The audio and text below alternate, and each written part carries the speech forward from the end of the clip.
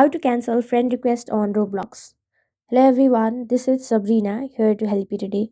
So without any further ado, let's get right into the video. So first, launch your Roblox application. I will show you by adding friends first. Simply go to party, add friends, and then search for some person you want to send friend request to. Now simply tap on this icon and here you can see the friend request is sent. Now, when you go over here, you will see that there is no option of unsending or canceling the friend request.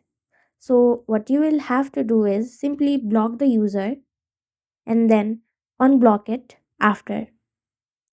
So, there you go, your friend request is cancelled. So, that's how you do it.